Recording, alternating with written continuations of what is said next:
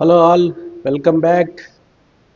ఎక్కడా ఎక్కడా ఎక్కడా ఎక్కడా మాయదారి పిల్లడా, మల్లెపూల వీరుడా, పెన్ను డ్రైవ్ ఎక్కడా ఎక్కడా. ఇప్పుడంతా ఇదే హాట్ టాపిక్. అరే ప్రకాశం పెన్ డ్రైవ్ ఎక్కడుంది అసలు, అందులో ఏముందిరా? జనాలందరిలో ఇదే ఎక్సైట్మెంట్. అసలు ఆ పెన్ డ్రైవ్లో ఏముంది అని చెప్పి. ఈ మల్లెపూల వీరుడా, మాయదారి వీరుడా, ఇవన్నీ నా పదాలు కాదు, నా పాట కాదు. ఇవన్నీ ఆయా వ్యక్తులకే చెందుతాయి కాపీరైట్ అంతా. ఎందుకంటే మల్లెపూల వీరుడా అని నేనైతే అనలేదు. అప్పట్లో 2019 ఎలక్షన్కి ముందు ఒక ఆమె టీడీపీలో ఉండేది, యామిని అని చెప్పి.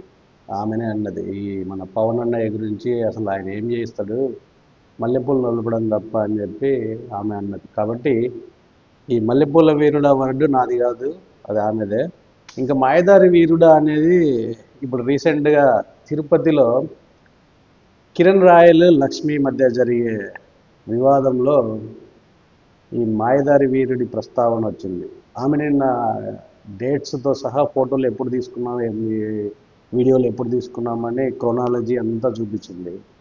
చూపించిన తర్వాత ఇంకో మాట అన్నది, అసలు నేను ఏం చేసినా కూడా మా నాయకుడు ఏమీ, అంటే డైరెక్ట్గా పీక్కోలేడు అనలేదు, కానీ మా నాయకుడు నన్ను ఏమీ అన్నాడు అంటే ఇంకా ఇండైరెక్ట్గా నన్నేం చేయలేడు ఆయన. ఎందుకంటే ఆయనకు సంబంధించిన పెన్ డ్రైవ్ నా దగ్గర ఏదో ఉంది అని చెప్పి కిరణ్ రాయల్ చెప్తున్నాడు. అంటే అసలు ఆ పెన్ డ్రైవ్లో ఏముంది?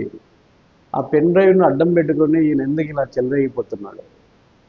చూస్తుంటే ఆ పెన్ డ్రైవ్ ఏదో చాలా క్రిటికల్ ఇష్యూనే, లేకపోతే క్రిటికల్ మ్యాటరే ఉన్నట్టుంది. ఎందుకంటే ఇప్పుడు ఈ కిరణ్ రాయల్ అనేటోడు మొత్తం ఎంతమందితో అక్రమ సంబంధాలు పెట్టుకున్నాడో వాళ్ళు అసలు ఆ లిస్టు చదువుతుంటేనే too many names are coming up. ఇంతమందితో అక్రమ సంబంధం పెట్టుకొని రివర్స్గా వాళ్ళ దగ్గర నుంచే డబ్బులన్నీ లాగేసి ఆర్థికంగా వాళ్ళని కొల్లగొట్టాడు.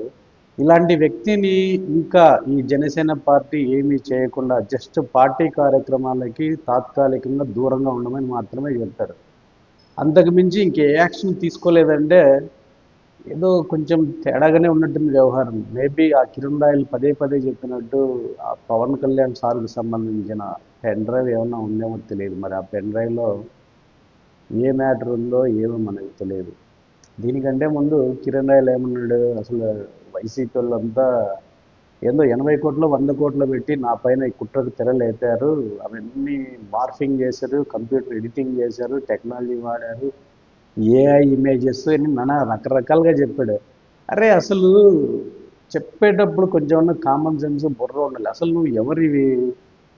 తిరుపతిలో ఒక చోటా మోటా గల్లీ నాయకుడివి. నీ మీద అన్ని కోట్లు తగలబెట్టాల్సిన అవసరం ఎవరికి వస్తుంది? ఒకవేళ నిజంగానే నేను టార్గెట్ చేయాలంటే అదేదో మీ పార్టీ నాయకుడినే టార్గెట్ చేసుకొని ఖర్చు పెట్టి ఏదైనా చేయొచ్చు, దానికి ఎంతో కొంత గిట్టుబాటు అవుతుంది. నువ్వు జస్ట్ ఒక, నువ్వు నాట్ ఈవెన్ కన్సిడరబుల్, అసలు నువ్వు ఏ స్థాయిలో కూడా నాయకుడిగా కన్సిడరబుల్ అయ్యే వ్యక్తివే కాదు. తిరుపతిలో కూడా నిన్ను ఎవడో దేకడు, నువ్వు ఎవడో కూడా తెలియదు. ఏదో జనసేన పార్టీలో నువ్వు ఏదో స్పోక్స్ పర్సన్ లాగా అప్పుడప్పుడు ఈ మీడియా వాళ్ళకి ఇంకెవడు దొరక్కపోతే నీ ముఖం ముందర గొట్టాలు పెడితే నువ్వు కనీస ఇంగిత జ్ఞానము, మంచి మర్యాద, కామన్ సెన్సు ఇలాంటి ఏమి లేకుండా అడ్డదిడ్డమైన మాటలన్నీ మాట్లాడుతూ ఉంటారు. ఆ విధంగా ఆ పచ్చ మీడియా చూసేటోళ్ళకి కొంతమందికి నువ్వంటే ఎవడో తెలుసు, అంతేగాని ఇంకెవడికి తెలియదు. అసలుకి తిరుపతిలోకి వెళ్ళి 1000 మందిని సర్వే చేస్తే అసలు వీడు ఎవడంటే ఎవడికి తెలియదు. అలాంటి నీ పైన 80 కోట్లు 100 కోట్లు పెట్టి ఎవడు ఇన్వెస్ట్ చేస్తాడు? అసలు ఏం అవసరం ఉంది? ఆ స్టోరీలు అయిపోయినాయి. ఇప్పుడేమో పెన్ డ్రైవ్ ఉంది, అదే నాకు శ్రీరామ రక్ష అంటున్నాను. అసలు ఆ పెన్ డ్రైవ్లో ఏముందో, పవన్ అన్నయ్య ఎందుకు ఇలా దొరికిపోతున్నాడో తెలియదు. పవన్ అన్నయ్య పెన్ డ్రైవ్ మ్యాటర్లో దొరికిపోవడం ఇదే మొదటిసారి కాదు. అప్పుడెప్పుడు 2017లో మన వెంకటకృష్ణ, న్యూస్ యాంకర్ వెంకటకృష్ణ, అప్పుడు ఏ ఛానల్లో ఉన్నాడో గుర్తులేదు, అప్పట్లోనే ఒక డిబేట్ పెట్టాడు. పెట్టేసి పెద్ద పెద్ద గొంతుతో అరుస్తూ nation wants to know, Telangana wants to know, Andhra wants to know, people wants to know, అసలు ఆ పెన్ డ్రైవ్లో ఏముంది అని చెప్పి అర్ణబ్ గోస్వామి లాగా పిచ్చి పిచ్చిగా అరిసేసి అదేదో ఈయన అర్ణబ్ గోస్వామి లాగా ఫీల్ అయినాడు. అప్పట్లోనే వార్తలు వచ్చినాయి, పవన్కి సంబంధించిన పెన్ డ్రైవ్ ఒకటి బీజేపీ వాళ్ళ దగ్గర ఉంది, అందుకే బీజేపీ వాళ్ళు ఏమన్నా కూడా పవన్ పడి వెళ్తున్నాడు అని చెప్పి ఒక టాక్. రెండోదేమో పవన్కి సంబంధించిన సీడీనో లేకపోతే పెన్ డ్రైవ్ ఒకటి మన చంద్రం సార్ దగ్గర కూడా ఉంది, అందుకే వాళ్ళు ఎంత చేస్తున్నా ఏం చేస్తున్నా వాళ్ళకు ప్రోగానే ఆయన వెళ్తున్నాడు, వాళ్ళ దగ్గర ఏదో ఉంది అది అడ్డు పెట్టుకుని ఈయన ఆడిస్తున్నారు అని చెప్పి అప్పట్లోనే టాక్. ఆ తర్వాత ఈ సారు గురించి మేబీ ఆ పెన్ డ్రైవ్లు ఏముందో తెలియదు. అది పార్వతీ మెల్టనా లేకపోతే ఈ అమ్మాయి పూనం కౌరా ఏం తెలియదు. అసలు ఏముంది దాంట్లో, ఎందుకంత భయపడుతున్నాడు పవన్ సార్? నాకు అప్పుడప్పుడు అనిపిస్తుంటుంది ఈ పెన్ డ్రైవ్ వ్యవహారం నిజమేనేమో అని చెప్పి. ఎందుకంటే ఈయన పైన పూనం కౌర్ ఎన్ని ట్వీట్లు చేసినా, ఏ విధంగా న్యూస్లో ఎదురుదాడి చేసినా కూడా ఈయన వైపు నుంచి ఎప్పుడు కూడా వివరణ కానీ ఖండించడం కానీ ఏం ఉండదు. అంటే అక్కడ కూడా ఏమన్నా దొరికిపోయాడా, ఏమన్నా రికార్డు ఆన్ రికార్డు వీడియోలో ఫుటేజ్ ఏమన్నా దొరికిపోయాడా? ఇవన్నీ చూస్తుంటే అయినా ఈ పవన్ సైలెన్స్ వెనుక ఒక బలీయమైన శక్తి ఈయన బ్లాక్మెయిల్ చేస్తుందేమో అని అనిపిస్తుంది. అందుకే ఎవడిన్ని వ్యక్తిగత విమర్శలు చేసినా ఆ విమర్శలు చేసిన వాళ్ళ దగ్గర పెన్ డ్రైవ్ ఉంటే మాత్రం ఈయన మాట్లాడడు, మిగతా వాళ్ళ పైన మళ్ళీ ఎదురుదాడి చేస్తాడు. ఈయన పైన ఎవరైనా కమెంట్ చేసిన దగ్గర పెన్ డ్రైవ్ లాంటివి లేకపోతే ఇంకేమైనా రికార్డులు ఉంటే వాళ్ళని ఏమి పట్టించుకున్నట్టు ఏమి వినపడినట్లు ఉంటాడు. అందుకే అనిపిస్తుంది అంటే చాలామంది దగ్గర ఇవి ఉన్నట్టు ఉన్నాయి, అందుకే వాళ్ళ జోలికి మాత్రం వెళ్ళడు ఈయన. మరి ఈ కిరణ్ రాయల్ ఎక్కడి నుంచి వెళ్ళి దాన్ని సంపాదించాడో తెలియదు. ఎక్కడ ఈయనతో భాగస్వామిగా వెళ్ళి ఆ ఫుటేజ్ ఎంత సంపాదించుకున్నాడో మనకు తెలియదు.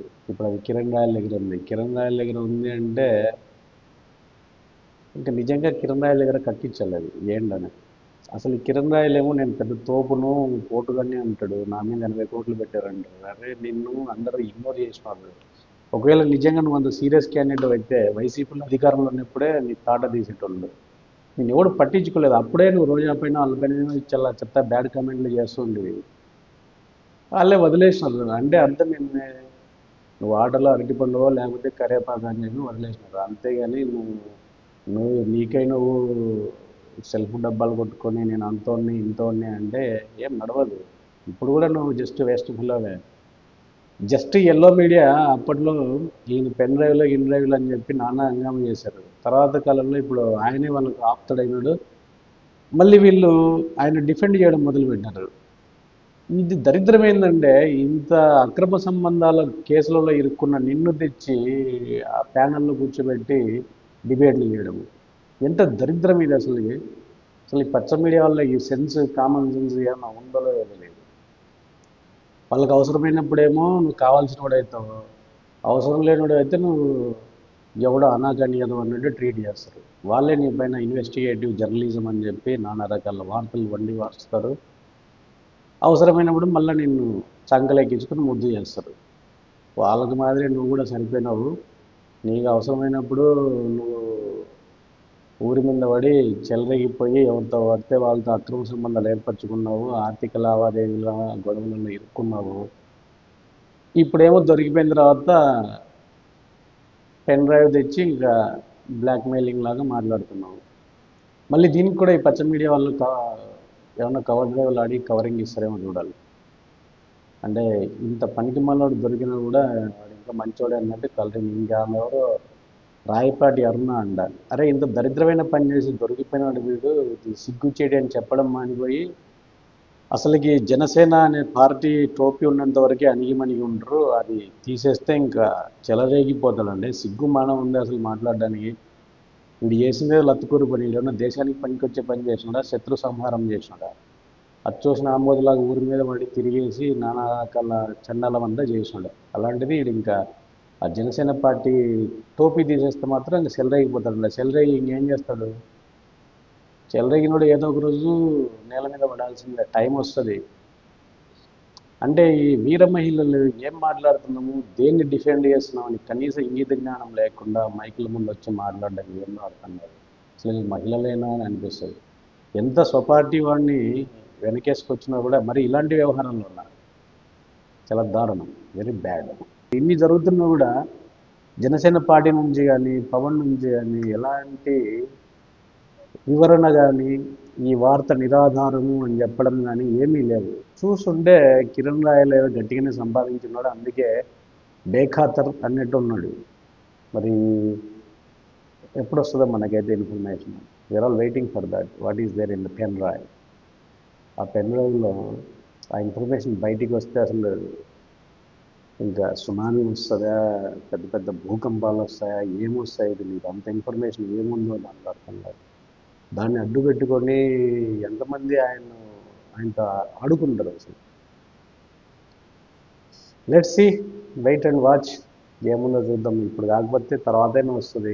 ఈ రోజు కాకపోతే ఇంకొక 5 ఏళ్ళకి 10 ఏళ్ళకైనా రాక మానదు. అందులో ఏముందో మనకు తెలియక మానదు. ఫర్ నౌ మాయదారి వీరులు, మల్లెపూల వీరులు, మాయదారి పిల్లడు, మల్లెపూల వీరుడు ఏం చేస్తాడో చూద్దాం.